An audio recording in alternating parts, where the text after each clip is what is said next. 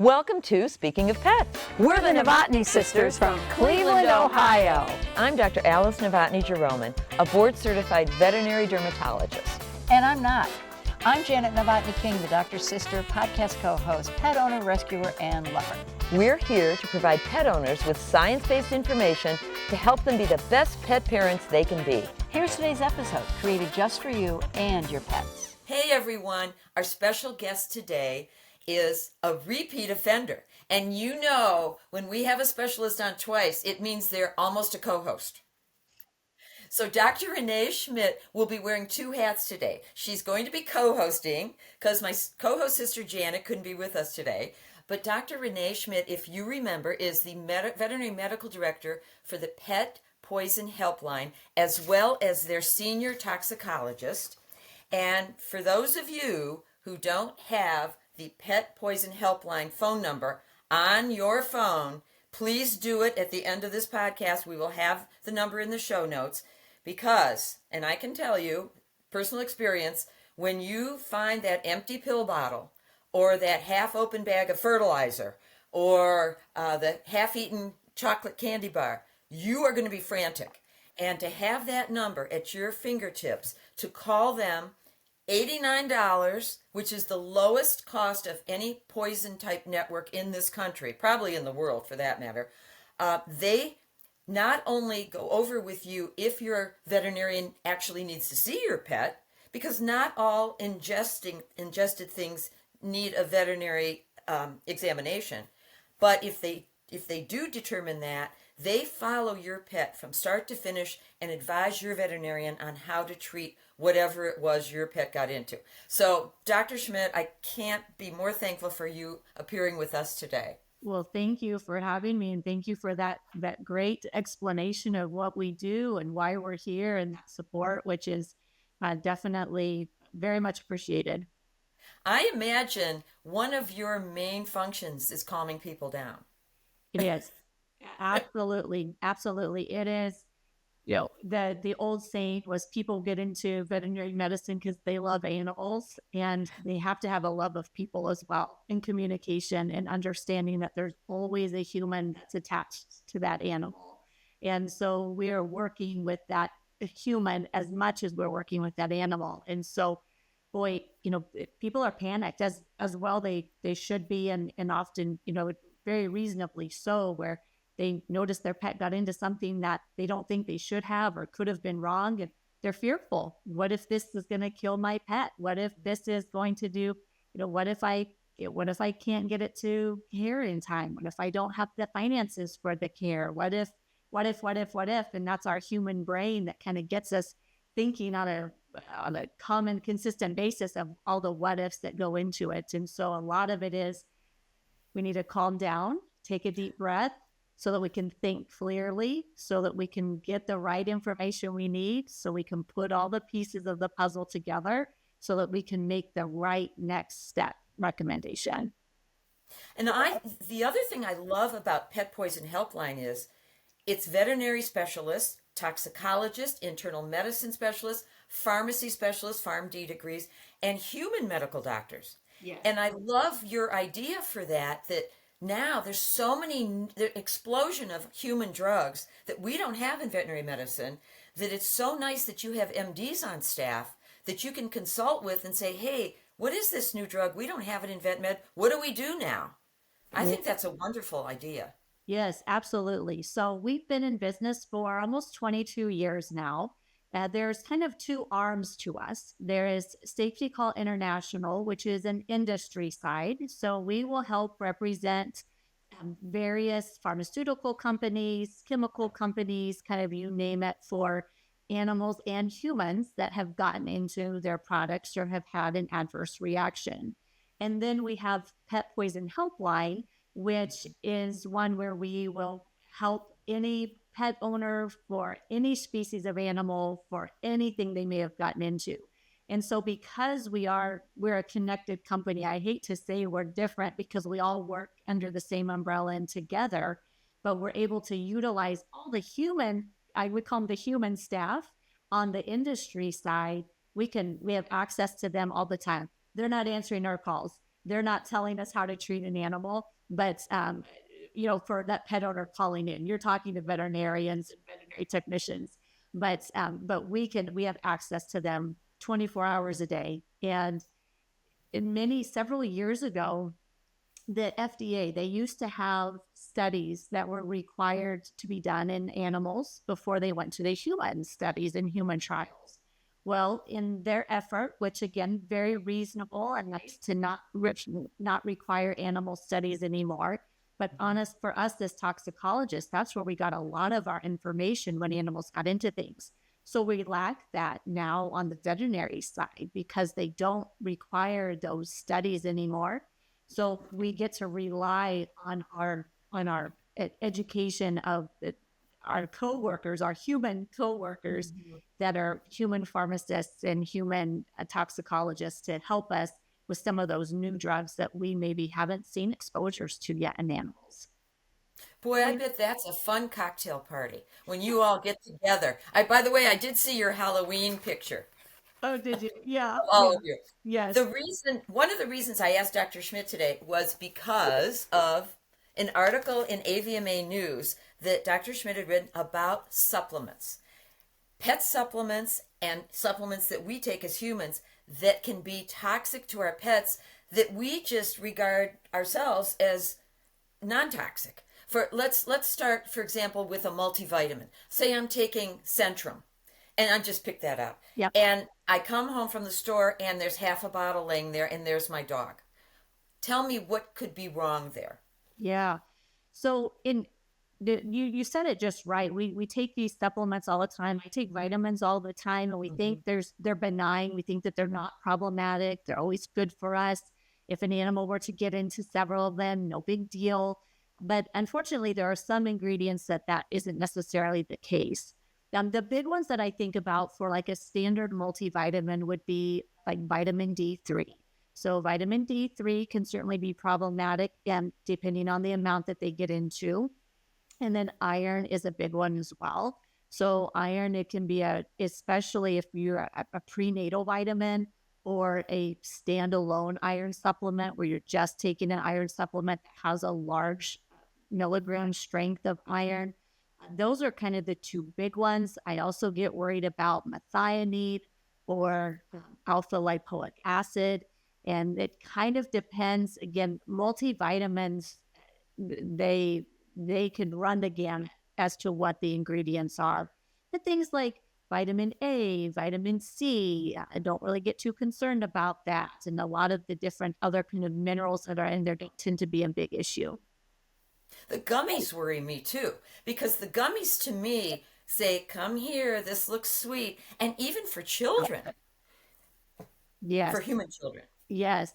So gummies can be a whole different beast of their own, where the ingredients may not be a toxic concern, but the amount of gummies that are in there, because of the added, all the different ingredients that kind of make it gummy, and kind of like glycerol and some other ingredients there, it can cause a fluid shift. So the fluid that's circulating in our body, it causes that the body tells it to go into the gut. And so then we lose fluids, we have this imbalance, and then we end up having electrolyte changes. So our sodium, that's the big one that we get really worried about.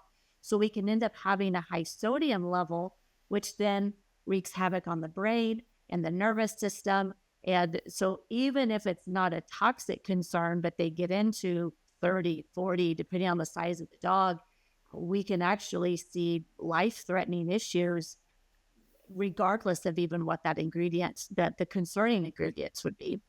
Just because of the, quote, inert ingredients. Yes, we always have to look at the inactive ingredients that are in there too. And so gummies are a big concern.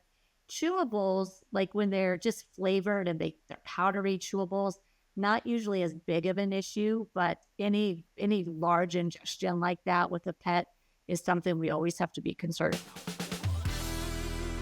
Hey, did you know that Blue Buffalo makes prescription diets that are formulated by animal nutritionists and veterinarians? And they're used for dietary needs such as kidney support, gastrointestinal support, weight management, and our favorite, allergy and skin problems. They make a food allergic diet that's an alligator-based called NP, or a hydrolyzed salmon-based for dogs and cats called HF. So please ask your veterinarian about Blue Buffalo prescription diets. Hi everyone, I'm Larry. Some of you know me as Grandpa Larry, and I run Larry's Animal Safari on YouTube, where we share sweet and educational videos about baby gorillas, zoo animals, and the amazing teams who care for them. If you love animals of all kinds, I'd love to have you join us. You'll meet little ones like Jamila and Kayembe, learn how zoo families grow, and enjoy real moments that bring joy and curiosity to animal lovers everywhere.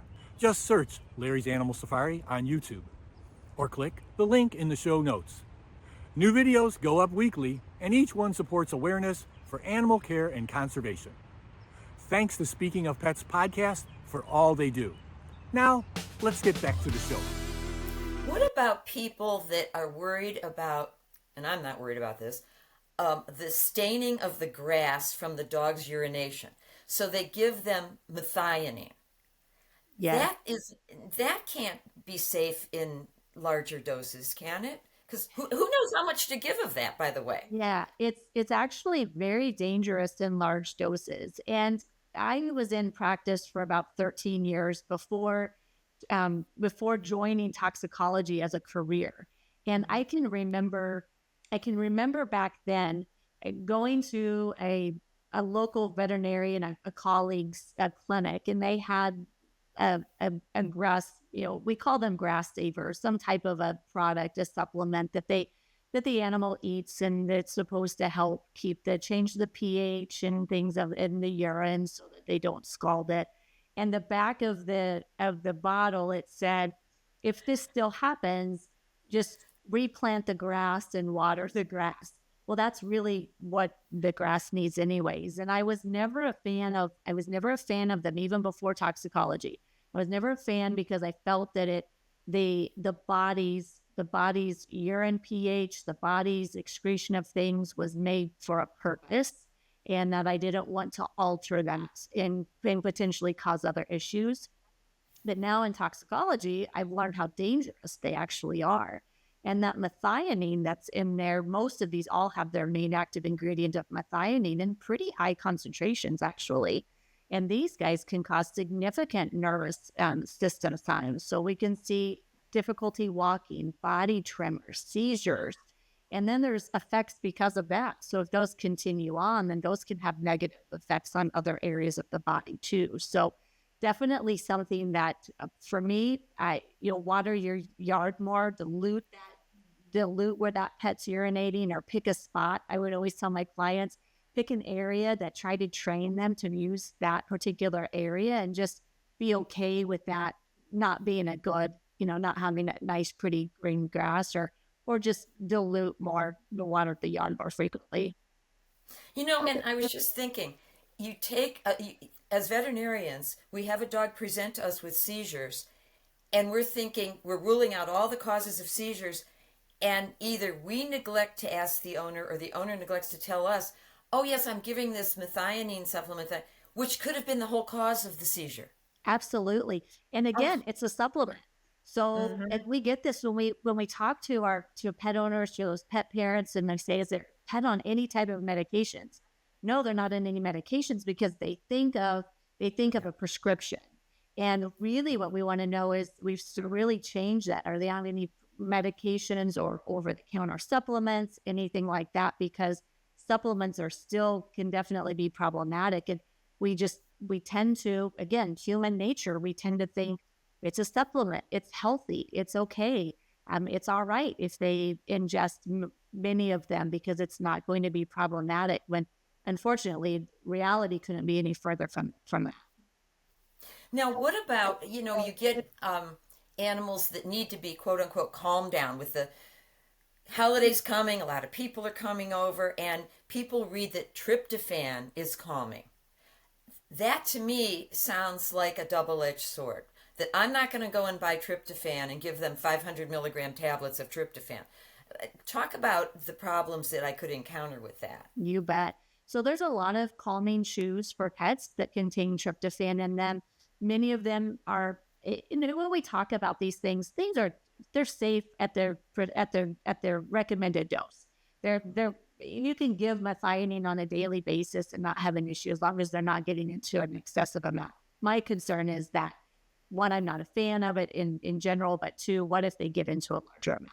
Same thing with these calming chews. And these calming chews, a lot of people give them as treats because they're flavored. They're in a little meat flavor, and they give them as a treat, and they maybe leave the bag out because, again, they don't think that it's going to be an issue. 1 is good, 2 is better. 2 is better, and 10 is just a waste of money, but not hurting anybody.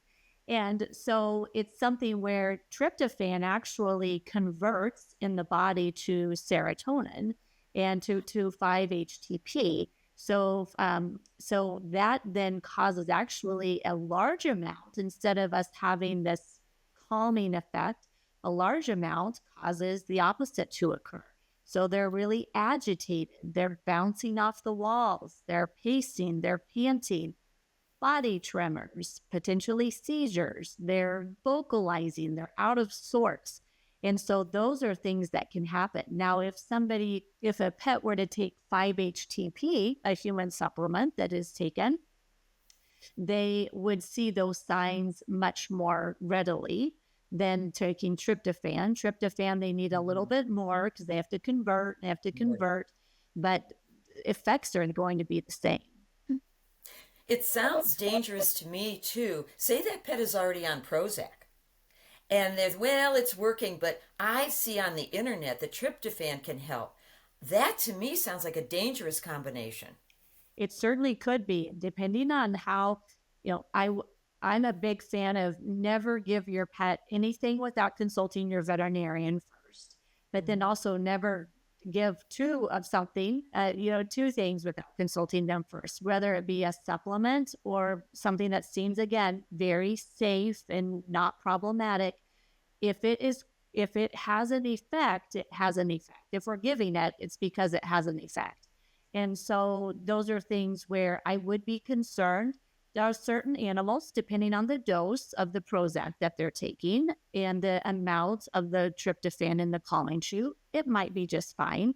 But if they're on a high dose of Prozac or they're taking multiple high levels of the tryptophan, then certainly could definitely be more problematic. Now, what's the deal with alpha-lipoic acid? Yeah, so alpha-lipoic is another one of these neurologic conditions that develop. And so we see significant neurologic signs. Animals, for one reason or another, I don't think we really know why, they are much more sensitive to alpha-lipoic acid than humans are. Why would an owner be giving that? I mean, So they don't typically give it. It's usually the owners taking it themselves.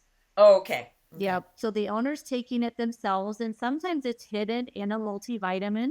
Sometimes it's hidden in a energy supplement, health supplement, or it's by itself. And animals are extremely sensitive to alpha-lipoic acid for one reason or another. And we'll start to see, again, severe neurologic signs, and seizures aren't good for anybody. When I was in practice and people would ask me about, well, what brand of this particular supplement that I did want them on should I get? And I belong to consumerlabs.com, which is an independent lab that they don't check a lot of animal ones, but they do quite a few, or the NASC seal.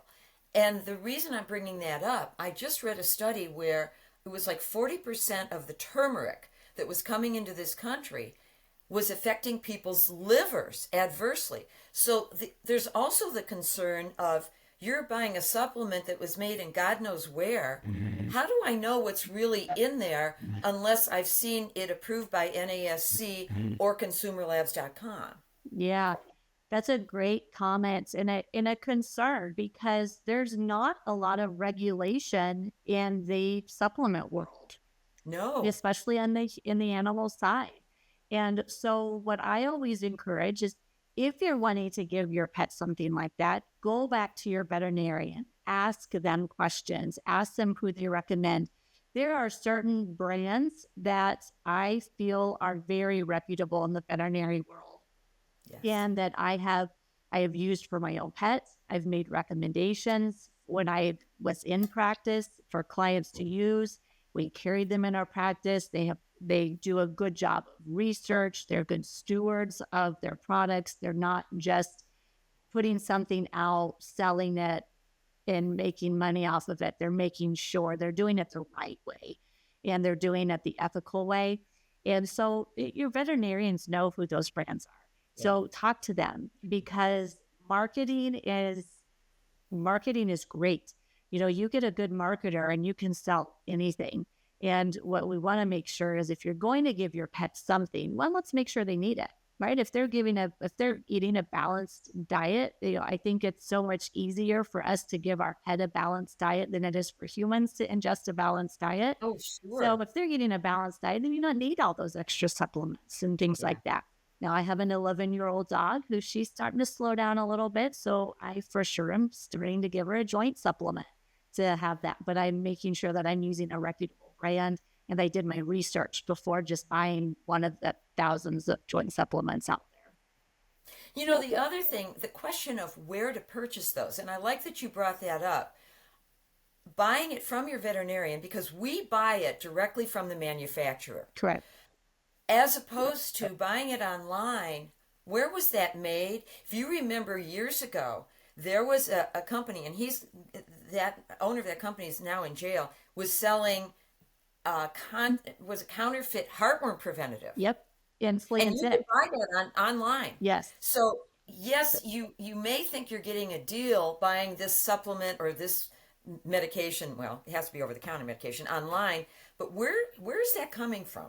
Who made that? I bet you won't be able to trace that back like you would if you bought it at your veterinarian's office. Yes, absolutely. And I remember that when I was in practice, there was a flea and tick product that was only supposed to be sold in veterinary clinics. It wasn't a prescription, but they were only selling it in veterinary clinics. And there were some ways, some back-ended ways that an online company was getting a hold of them and selling them, and then finding out that they were making counterfeit. They were getting counterfeit products, and then the consumer is out that money. Yeah. So spend the money, do the research, talk with your veterinarian. Your veterinarian is really your trusted source. And we, Pet Poison Helpline, we want to be that trusted resource in toxicology, but your veterinarian is that first line of defense for you. They're your advocate. They're your pet's advocate. Trust them, utilize them. They're not there to buy a fancy yacht. They're there to save your pet and to increase the quality of life of your pet and that bond that you guys have. So do your research and start with your veterinarian first. Well, and with the holidays coming, people traveling, grandma, grandpa, or the grandkids coming over with a new baby. On my street in Sanibel last holiday season, the grandbaby came over with the kids, and they had grapes in the backpack for the baby. The yellow lab got into it, so they were at Blue Pearl Emergency for 3 days. Yeah. So it's a reminder, because most, and I don't mean to generalize, but I'm old and I had elderly parents. Most people travel with their prescription drugs when they're traveling in a little Ziploc bag. No expiration date, no name of the drug, how many in there. They're coming into your household. You're safe in your household, but the dog's going in the guest room, checking that out. There's that Ziploc bag, and you come home and it's all torn up. So I think with what you do, holiday season has to be busy for you. Absolutely. And you bring up such a great scenario. This is the time of year that our calls are ramping up with guests are over, people were visiting. My dad was staying for a few days. My uncle is here, my cousin. Right. There's distraction in the household. The pet is distracted. What dog doesn't like a new toy, a new shiny thing, which might be the suitcase on the floor and everything that's inside it. Right. And maybe that person who comes to visit isn't used to having a pet around. Or if they are used to having a pet around, maybe they're used to having a pet that doesn't get into things. And so they don't really think about it. And definitely Thanksgiving, Christmas time, again, from here till the end of the year, we see an increase in those particular types of calls. And I always encourage people to, it sounds silly, but it could be life-saving. Ask your guests, do you have any medications? Let's put them in the cabinet in the bathroom. Let's put them in the cabinet in the kitchen. Let's get them up and out of the way. Yes. You don't need to tell me your life story and what all the medications you're on that are on it. Let's get them up and out of the way just so that the pet doesn't get it. Or like you said, grapes and raisins, when you brought that up, it's a great one. For the kids. For the kids, we love grapes. We love raisins. Yeah. No problems with them. But when my kids were younger, we were a raisin-free household. And the reason for that was because those little guys, they'll drop them on the floor, we'll lose them, and the dogs will eat them. Grapes were easier because you could see them a little bit better. But it's something that we have to keep in mind that Halloween just happened. And little boxes of raisins, that little box of raisins is enough to put any size dog into kidney failure. And so we have to be really careful about what's being brought into that home. And if you are going to someone else's home, be that responsible guest and say, I have medications. Where can I put this? I have supplements. I have vitamins, even if they're just regular vitamins. I have this. Where can I put this so it's not in the way of your pet, so your pet can't get it? I could just see, I have a sign on my gate, keep gate closed, keep pets inside. I could just see on your door entrance to your house, we are a grape and raisin free zone. Yeah. And again, I love raisins. It's just nothing against raisins, but we have little kids and we had a big dog. Yes. And that dog was going to be faster than the kids picking something or them even recognizing they dropped something. And so we just wanted to be on the safe side. Blue Buffalo Natural Veterinary Diets offer a natural alternative in nutritional therapy. With their in-house research and development team with over 300 years experience in well, pet, and veterinary therapeutic diets, more than 600 scientific publications, and more than 50 U.S. patents. Blue Buffalo Natural Veterinary Diets. Hi everyone, I'm Larry. Some of you know me as Grandpa Larry, and I run Larry's Animal Safari on YouTube, where we share sweet and educational videos about baby gorillas, zoo animals, and the amazing teams who care for them. If you love animals of all kinds, I'd love to have you join us. You'll meet little ones like Jamila and Kayembe, learn how zoo families grow, and enjoy real moments that bring joy and curiosity to animal lovers everywhere. Just search Larry's Animal Safari on YouTube, or click the link in the show notes. New videos go up weekly, and each one supports awareness for animal care and conservation. Thanks to Speaking of Pets podcast for all they do. Now, let's get back to the show. Well, and as far as food goes, okay, so now everyone's going to be cooking a turkey. And there's that turkey grease and fat and turkey skin.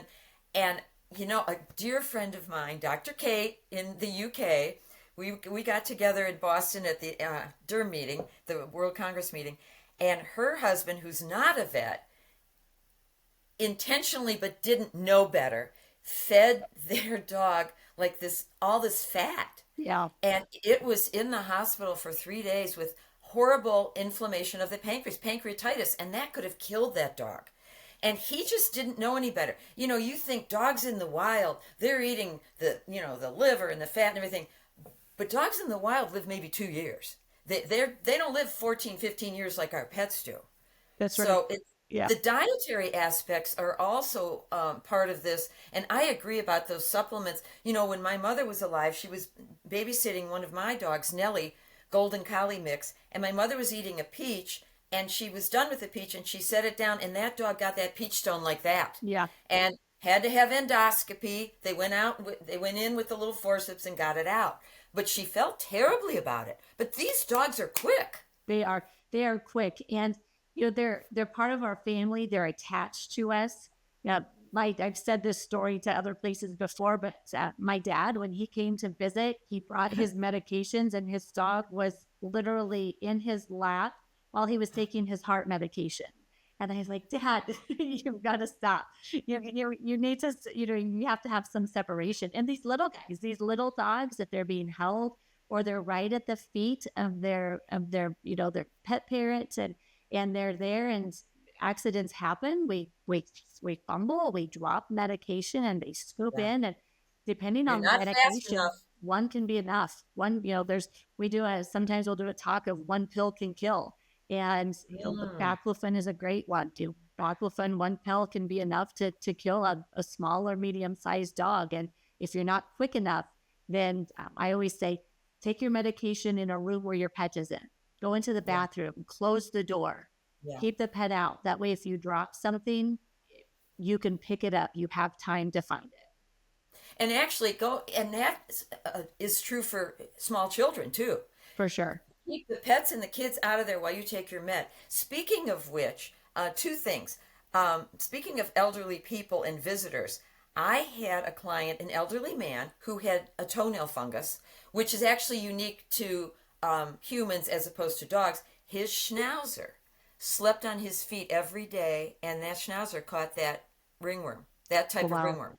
But aside from that, let's talk about topicals. Say someone comes over and they're on Rogaine. Yeah. So minoxidil, the active ingredient in Rogaine, cats are extremely sensitive to minoxidil. Dogs are sensitive, but not to the degree that cats are. And one of the things that can happen is that, somebody who maybe has pattern baldness, or they're putting it on their head and they sleep, it's not uncommon for a cat to actually like to sleep at the top of the owner's head. And so that can get absorbed in with that. We can also think about even aside from Rogaine, but like diclofenac, some of these pain medication creams that contain a non-steroidal anti-inflammatory. Diclofenac has an extremely narrow margin of safety in animals. And so we can see ulcers developing in the stomach and the gut, and we can see kidney failure from that. And so the other one is estrogen. Estrogen is certainly another one where we can get concerned as far as that goes. And then now the name is slipping my mind, it's the topical chemotherapeutic. 5-FU. 5-FU. Thank you. I kept wanting to say 5-HTP again because we just talked about that, but 5-FU. 5-FU, very few animals survive exposure to 5-FU. And we can see these issues where either that pet parent says, well, they've got this sore, they've got this area, I use this on my skin, I'm going to put that on there and see what happens. Or they've applied it to their area that they need, and then the animal is curled up and rubbed up with them, and it gets transferred and absorbed to the animal as well. And that 5-FU is not, I've run into 2 people recently that they put it all over their face. And I'm not sure how often they do it, but it's almost like a chemical peel in a way. Yes. And when you think about that, then that person lays on a pillow, and then your cat or dog lays on that pillow. It's just dangerous. Yes, very dangerous. And then there's some products that also have that, as well as a vitamin D3 type product in it. Yes. Which is, that particular one is even more sensitive because of its concentration, its makeup. It's even more dangerous than a supplement would be. So then it's kind of a double jeopardy. Yeah, double jeopardy. I think people think that topicals, for some reason, aren't as potent or toxic as, say, an oral medication, and they kind of leave them out laying around. Yeah, and to be honest, when I was, I'm a medical professional now, so I have access to knowing more things. But when I was certainly younger and even newer in my career, I thought, well, I'm just applying this to the skin. It's not getting absorbed. It's just on the skin. And so that's a very common misconception, that things don't get absorbed through the skin. Tea tree oil. Let's throw out tea tree oil since we're kind of on topical. So you can Google anything and you can get any answer you want. Yes. And you can keep looking for until you find the right answer that you want. And Google will encourage you to use tea tree oil to treat fleas and ear mites and hot spots and all sorts of different things in their pet. And tea tree oil, especially the concentrated tea tree oil, has an actually very narrow margin of safety. And so people will put that onto an area that's already wounded. So we have more kind of blood vessels exposed in that area, and they'll apply tea tree oil. So even more of that gets absorbed. And then their animal is not able to walk and having body tremors and having other issues developing. So definitely we apply it to our skin. It's something that we can have absorption as well. It's really scary when you think about it. I remember having a woman that brought her Chihuahua in. And of course, you know, I always say the legs on a Chihuahua or Dachshund are vestigial because they're carried like this up against them. So the dog developed on this area of it a patch of hair loss that was getting pigmented black. The dog was a honey color.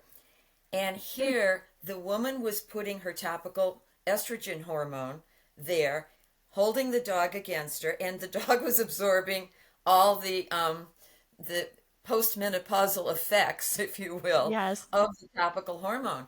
And again, who thinks that could be quote unquote bothersome, toxic, if you will? Right. But sure, it did, and absorbed through there. And you know, that's when you have to kind of get, you could say HIPAA or PIPA, as we could say in veterinary medicine, with the owner.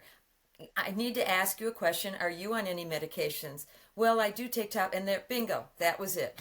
Yes. So, yes. yeah. Yes. And we will get calls from pet parents who their pet is not acting right, and they have 20 different medications in the household, may have dropped a few, not really sure which ones. And so we'll gather that list. And you're right. It's that, you know, we don't share that information. It doesn't go anywhere, but that is kind of that HIPAA thing is like, what medications are you on? And what milligram strength are they? So we can rule out, okay, this isn't going to be a problem. This isn't going to be a problem. This could be, but it isn't matching the signs that the dog is having. There's a lot of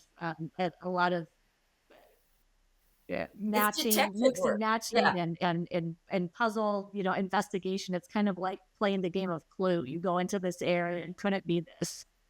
You know, in the old days when we had Mitaban dip Yes. for dogs with Demodex. Yeah.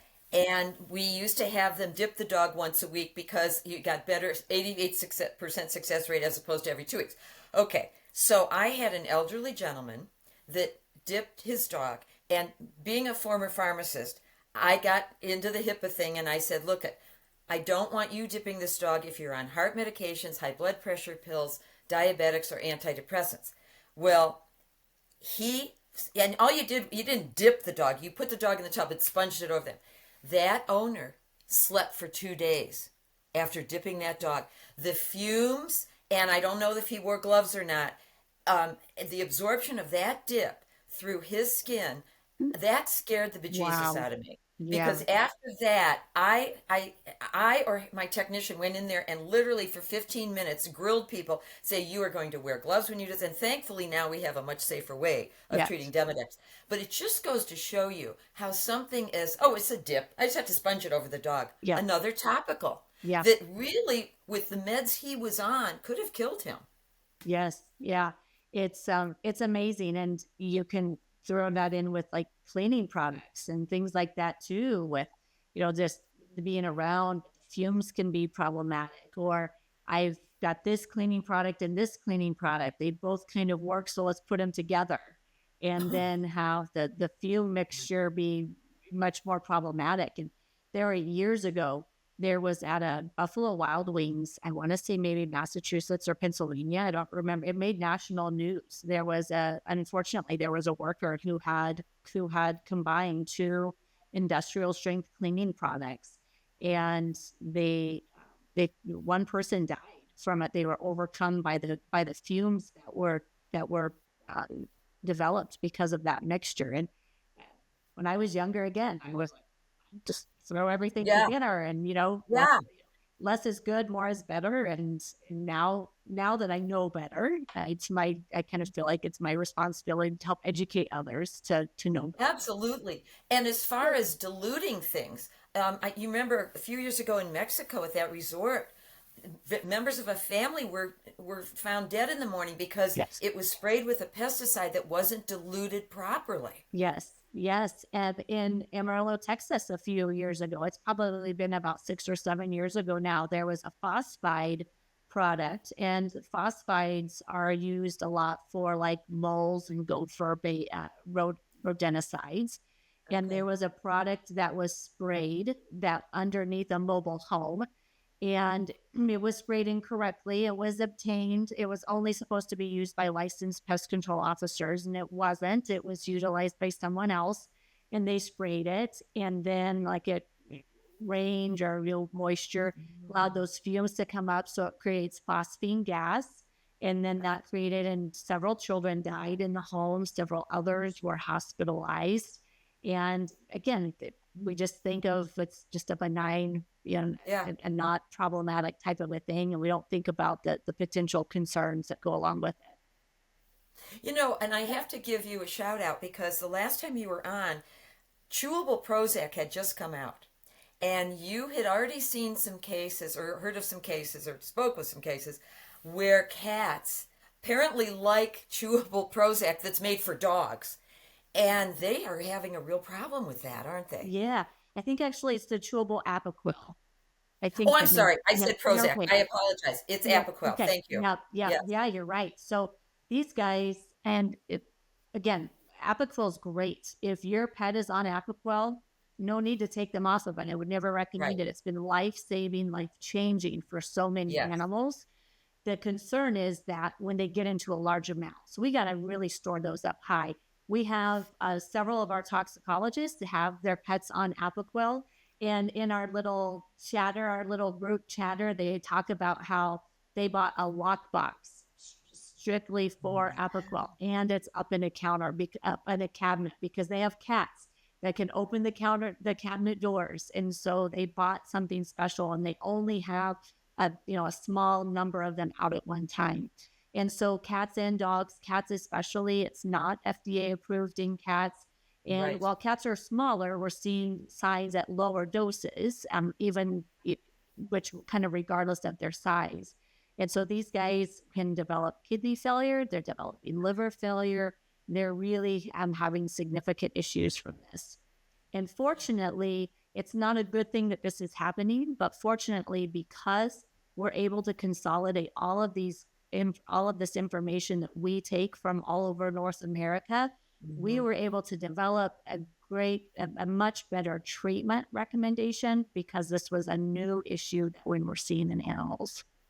And may I ask, so if your main focus is the kidneys, then when these cats get into the Kidneys and chewable, liver, cardiac Oh. issues, Oh. ocular eye issues as well. And so there's, you name it. We're seeing neurologic signs. They're kind of, and they might be really depressed. They might be kind of stumbling. We Oh. can see high heart rate developing. We can see blood pressure changes.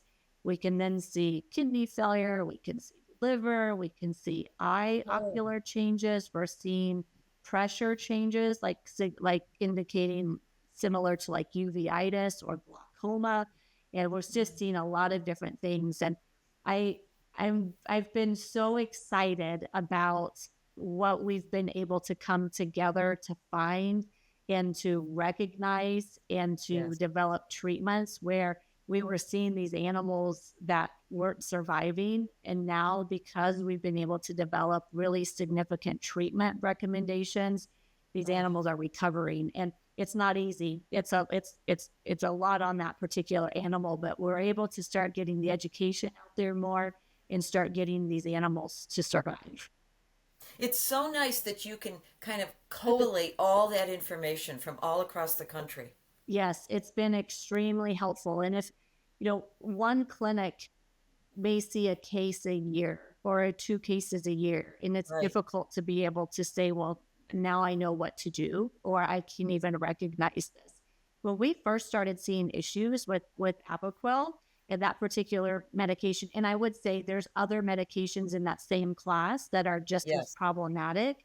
But when we started seeing issues with that, first off, we thought, gosh, this is a really kind of a one-off. Let's keep an eye. I don't think this is related. I think it's something different. And then we saw another, and then we saw another. And we say, wait a minute, this has the same, this is the same similar concern. And so then we were able to say, okay, now with every one of them, our staff, our technicians who talk with the pet parents, our veterinarians who talk with the clinics are so in tune when we hear that word, and we hear that drug name or the similar drug names, that it's like, okay, we've got to be really, really, really aggressive here. You got to jump on that. Yeah. I was just thinking when you were saying that, now Apoquel is a JAK inhibitor for our audience.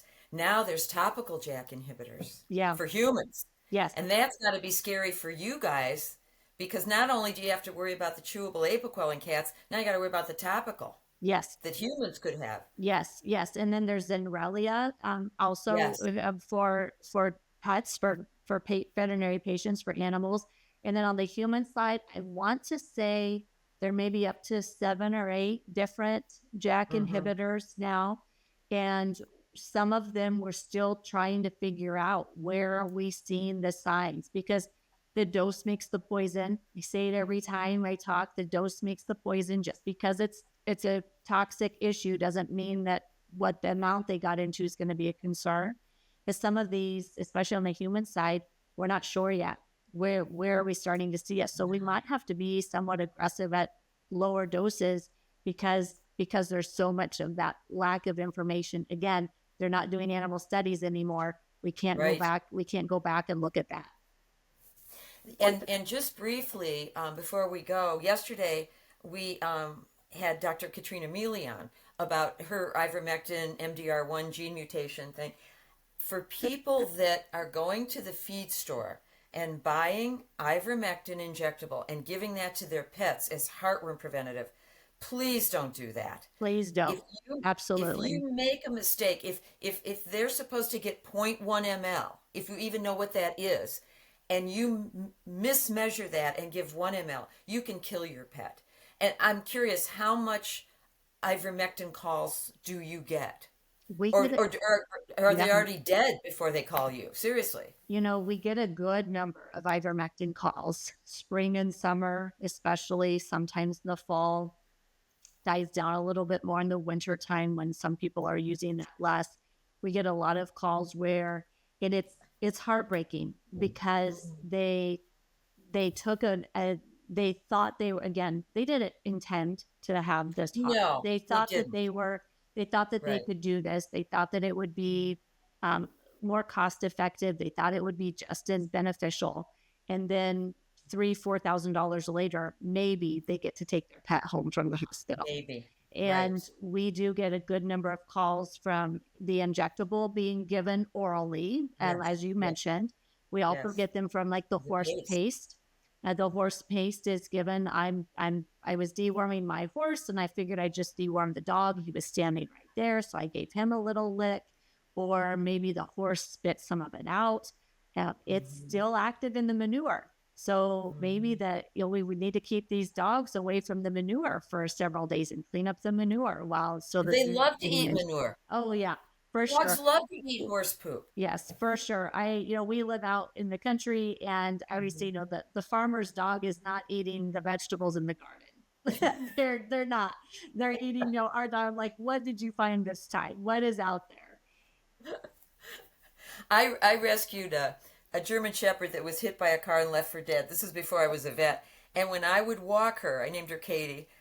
When I would walk her, it was like a bulldozer. When I would see horse poop because people walk their horses here, it was like a scoop. If I didn't get her away in time, it was a whole mouthful. Yeah. And raccoon. And it's grain. Who knows? Yeah, but it's not meat based. I don't know why they even like it. Because they're dogs. I know. Well, again, I just love talking with you. I learn so much all the time. And I can't thank you enough for all you guys do. And everyone, you have to put Pet Poison Helpline on your phone and on your speed dial. If anyone still has hard lines like I have to have in this house because the reception's so bad. But really, because I'm telling you, when that pet of yours is not acting right and you find the empty pill bottle or empty Ziploc bag, you're going to be crazy like we all are. Yeah. Because we can't think when it's our own. Absolutely.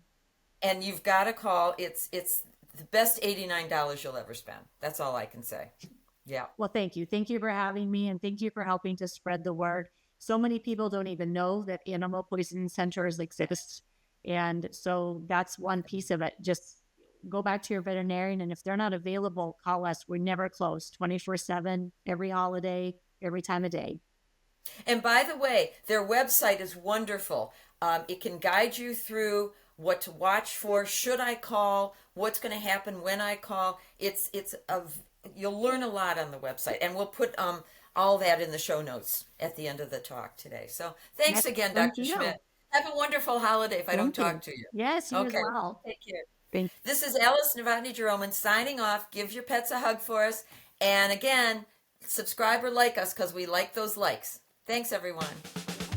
Hey, thanks for watching. And listening, We like likes. Don't forget to like, share, and subscribe. You can follow us on social media at Speaking of Pets. And give your pets a big kiss from the Novotny sisters.